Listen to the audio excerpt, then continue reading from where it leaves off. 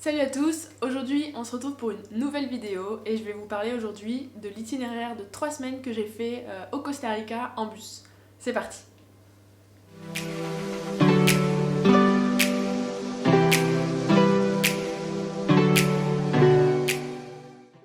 Avant de commencer, n'hésitez pas à lâcher un petit pouce bleu, vous abonner et surtout activer les notifications pour pas louper les prochaines vidéos. Je vais donc partager avec vous quel itinéraire j'ai emprunté pendant ces 3 semaines au Costa Rica. Voilà, il faut savoir, j'ai tout fait en bus parce que j'avais pas de voiture. Mais c'est tout à fait possible et voilà un petit aperçu de ce qu'on peut faire. Donc déjà le premier jour, je suis arrivée le soir, donc premier jour, profitez-en simplement pour vous reposer, vous remettre du décalage horaire. Je suis allée loger à Alajuela parce que c'était juste à côté de l'aéroport. Vous trouverez facilement un taxi ou un Uber pour moins de 10 $ qui vous amènera à un hôtel à Alajuela. Donc, le lendemain, en fait, je suis allée à Alajuela parce que je voulais aller faire le volcan Poas. Donc le lendemain matin, je suis partie, j'ai pris le bus. J'ai fait 1 heure de bus pour aller au volcan Poas. C'est un volcan qui est encore actif et c'est sympa à voir. Encore faut-il que ce soit dégagé parce que souvent il est couvert par les nuages, donc il faut avoir de la chance. Mais si c'est dégagé, c'est super. Et si vous partez le matin, le bus part à 9 h et le retour se fait à midi. Et sinon, vous avez aussi la possibilité d'y aller sur l'après-midi. En gros, comptez une demi-journée pour voir le volcan Poas. Et la deuxième partie de la journée, ce que j'ai fait, c'est juste que je me suis un peu reposée, je me suis baladée dans la Ruela pour voir comment c'était, m'imprégner un petit peu du Costa Rica. Le quatrième jour, je suis partie à La Fortuna, direction La Fortuna vers le parc national et les volcans d'Arenal pour passer quelques jours là-bas. Une fois que je suis arrivée à La Fortuna, je me suis baladée. C'est une ville qui est très touristique quand même. Le lendemain, j'ai décidé d'aller faire une balade, une randonnée autour du volcan d'Arenal. Donc il y a plusieurs possibilités qui s'offrent à vous. Soit vous allez au Arenal National Park.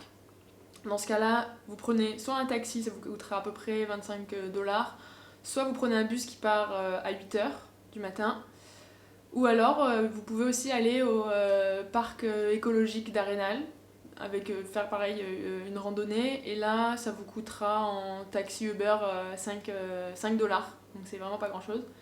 Et une fois que vous avez fait cette balade qui est sympa, un peu dans la forêt, vous aurez des belles vues sur le volcan, c'est vraiment sympa. Vous pouvez en profiter pour aller faire un tour dans les hot springs parce qu'il y en a beaucoup dans la région. Il y en a pas mal qui sont payantes aux alentours de 40 $, mais qui sont dans les hôtels, etc.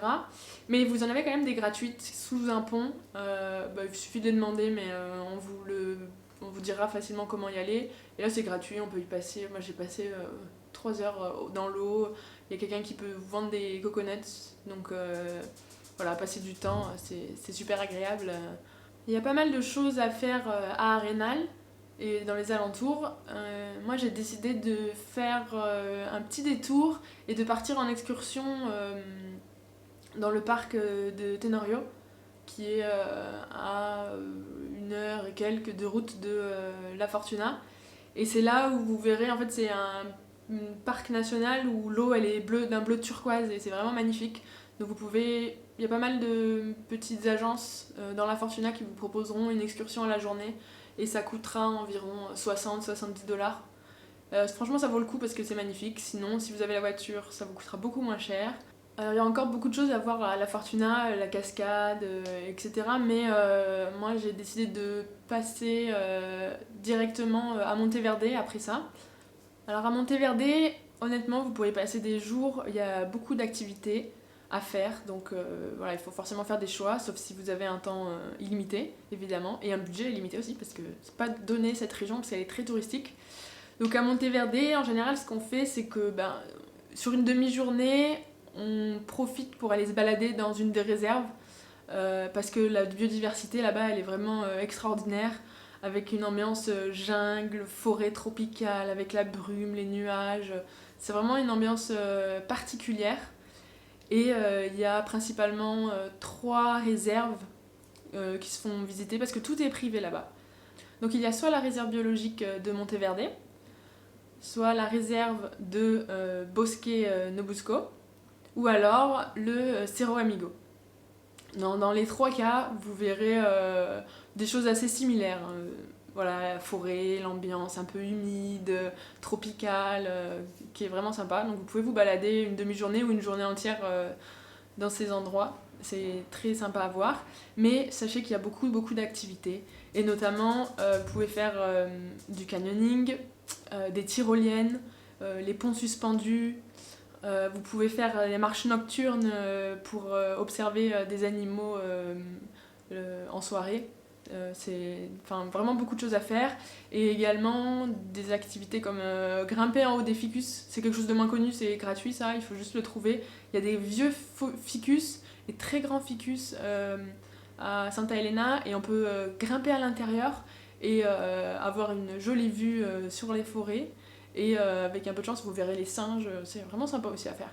Donc il y a beaucoup de choses à faire. Moi j'ai fait Cerro Amigo, je suis allée faire de la tyrolienne et j'ai fait aussi les ficus. De Monteverde, le prochain stop que j'ai fait, c'est que je suis allée à Tamarindo. Je suis allée à Tamarindo, donc je suis partie à 6h du matin de Monteverde. J'ai pris un bus, j'ai dû faire un ou deux stops et je suis arrivée à Tamarindo vers 14h. Donc voilà, ça m'a pris une bonne demi-journée. Et Tamarindo, c'est au nord de la péninsule de Nicoya, au bord de la mer.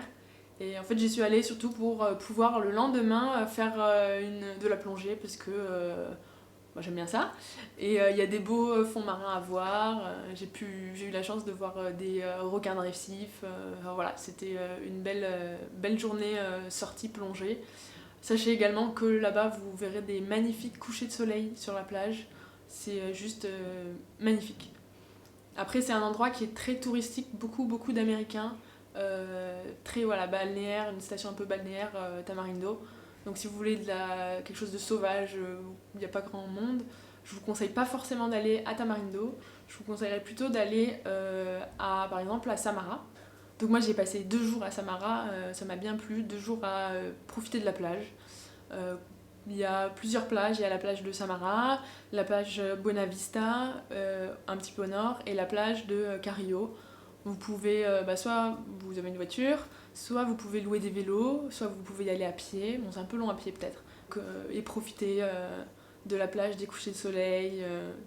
Après Samara, le 13e jour, on est parti direction Santa Teresa. Alors on peut croire que c'est à côté, mais en fait pas du tout, parce qu'il n'y a pas de route qui longe la côte, enfin de bus en tout cas qui longe la côte. Il faut faire tout un périple, c'est vraiment long honnêtement, je m'en rappelle encore, c'était très long. Ça nous a pris 13 heures je pense. Donc voilà, donc après on est allé à Santa Teresa. Santa Teresa c'est un endroit super pour faire la fête et faire du surf. Donc on est resté un petit peu, mais pas trop, parce qu'on a voulu aller à Montezuma. C'est pas très loin de Santa Teresa. Il faut juste prendre 2 bus, mais 1 heure c'est plié.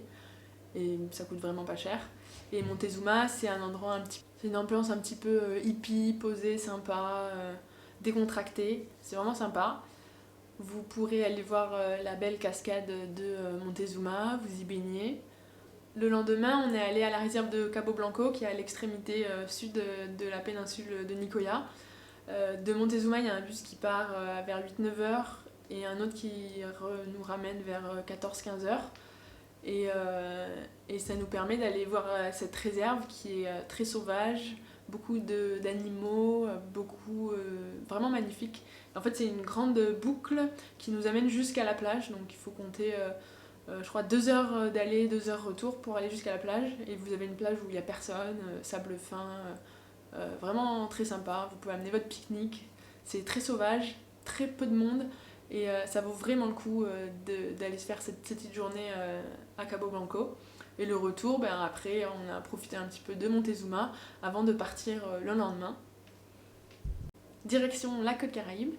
Le 16e jour, donc on est parti pour rejoindre Puerto Viejo sur la côte Caraïbe. Pour ça, on est parti de Montezuma à 6h du matin, on a pris un bus jusqu'à Cobano, on a changé de bus et on est allé jusqu'à San José. Là le trajet nous a pris, on est parti vers 6h et on est arrivé je crois entre midi et 2.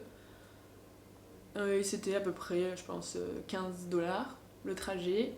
Et de là on a dû prendre un autre bus pour rejoindre soit Cahuita soit Puerto Viejo. Et là ça prend à peu près 4-5 heures pour $10. Donc le 17e jour on s'est simplement baladé à Puerto Viejo.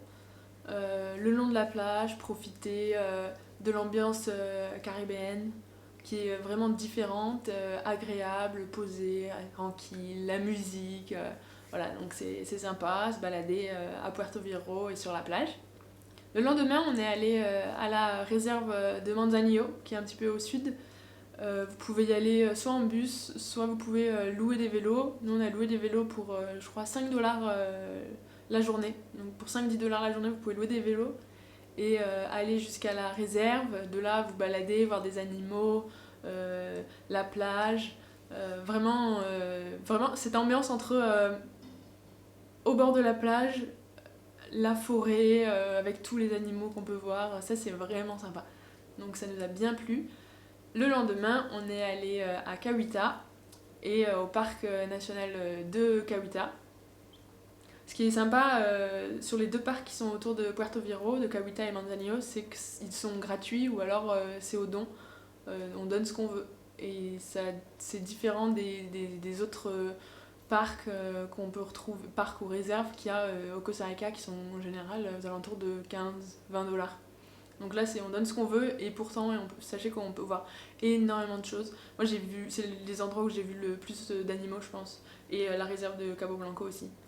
Donc ça vaut vraiment le coup de se balader, ça vous prendra le temps que vous voulez, hein, mais ça peut être la journée. Donc c'est vraiment un coin que je recommande. Le 20e jour, du coup, je suis retournée à San Diego en bus. Donc pareil, ça m'a pris 4-5 heures à peu près pour $10. Et pour avoir mon avion retour le lendemain. Donc voilà, c'est l'itinéraire de 3 semaines en bus, se fait vraiment bien au Costa Rica, ne pas hésiter. C'est un pays magnifique, on voit des choses très variées, donc je vous recommande absolument d'y aller. Voilà. Si vous souhaitez un petit peu plus de détails, je vous mets le lien de mon article de mon blog en description. Et je vous laisse avec quelques images de la vidéo que j'ai tournée au Costa Rica sur le voyage que j'ai fait. Et je vous dis à très bientôt pour une prochaine vidéo.